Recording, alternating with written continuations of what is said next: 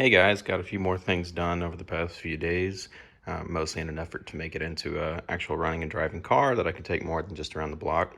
So in that test drive, it turns out the valve cover leaked a little bit, and it turns out I had pinched the gasket in the front part. So ended up taking that back off. I had a spare valve cover gasket that I just threw in, made sure that it didn't pinch this time around, and it seems like it's working just fine now.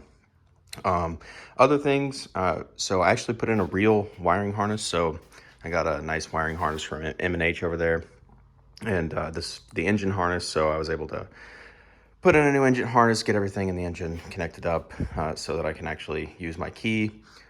So basically just ran through, plugged everything in. It was a lot easier than I actually remembered it being. Got everything loomed real nicely with zip ties, but the reason why I needed to do that is not just because it looked pretty, because it turns out there was like an 8-month lead time on 6-cylinder wiring harnesses, because apparently they're not too popular with these cars.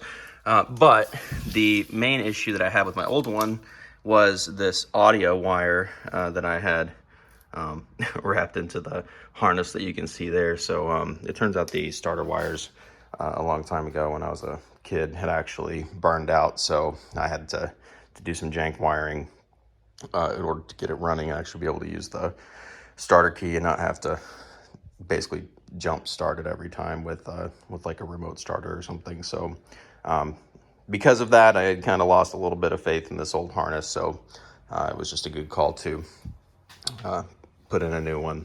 Some of the other stuff is, if you guys remember from the test drive video, I was sitting here with the starter button, and I had to hook up some wires up here, and that was for the fuel pump and ignition. So this is an HEI ignition, which didn't originally come in this car, and because of that, it takes a higher amperage to the coil, and as part of this swap, you have to add in a relay to provide power to the coil, and because of that, you have to essentially use this old pink wire, which was the old coil wire, and you have to wire that into a relay or you have to wire the pink coil to switch the relay to provide power to the coil. But similarly, because I'm running my electronic fuel cell setup in the back, I also wired that same ignition wire to provide the switching for the electronic fuel pump. So now when I turn the key, it not only turns on the ignition like it should, but it also turns on the electronic fuel pump in the back, which is pretty killer. So I can start it up just like normal.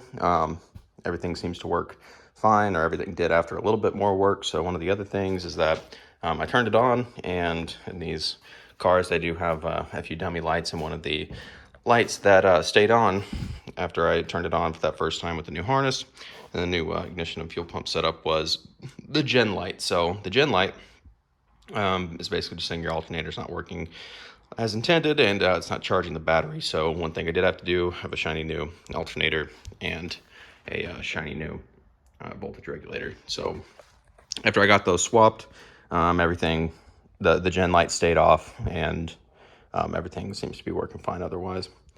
A couple fun notes on this wiring harness. There were 2 plugs. I wasn't quite sure what they did because I didn't have any obvious analogs to my old setup.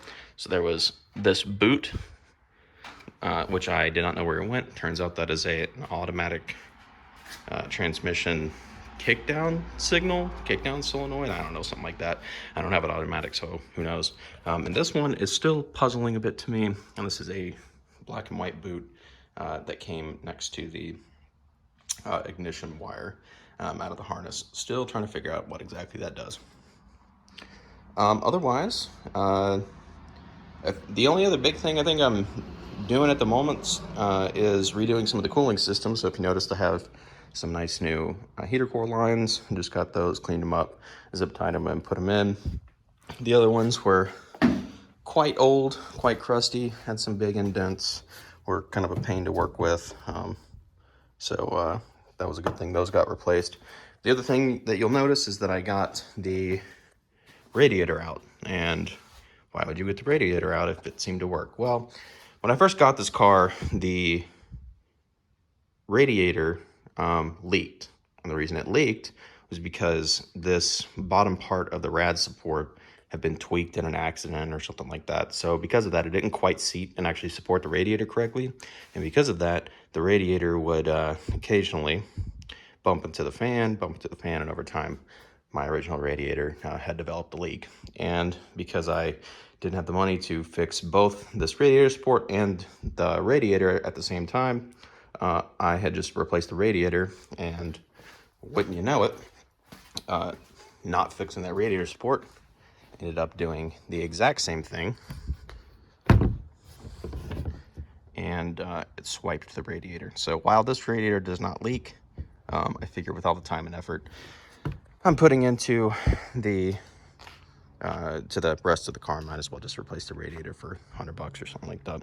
I'm also getting a new upper radiator hose. So I'm not going to replace the lower radiator hose. That was something I actually did replace 10 years ago, but also this lower radiator hose I had to cut up to fit in the water return line that runs over to the turbo.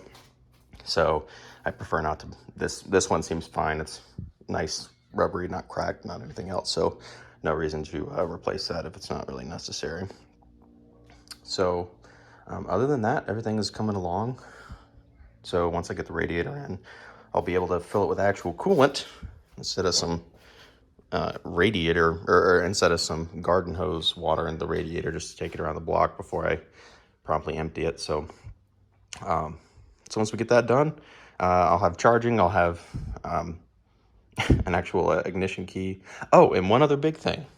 So because I replaced, this was originally a 3-speed on the column, and because I had replaced this 3-speed with a 4-speed, it used to be that you would push the clutch in, and the car originally, this would be reverse, first, second, third. But since I have a 4-speed, that is now first, and then it goes second, third, fourth. So because of how incredibly easy it is to change out stuff on these, or because the ears of the transmission are incredibly easy to get access to, now when I want to shift into reverse, I just move first, second, third, fourth into neutral, and then I have a lever in the floor that I can use to shift into reverse. This is actually the exact same lever that I used to shift my Saginaw in high school, and it still fits just perfect. So I can shift into reverse, pull that back into neutral, put it back in first, and I'm on my way. So that's how you get a 4-speed on the tree. Should probably not leave it at neutral.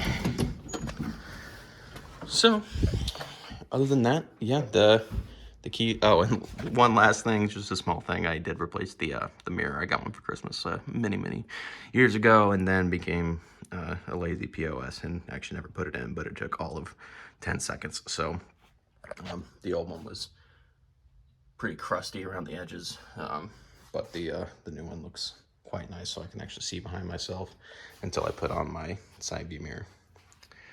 So other than that, it's coming along nicely. Hopefully soon I'll be getting my radiator in the mail, along with my radiator hose and some coolant that I can throw in and take it back around the block and keep working toward perfection.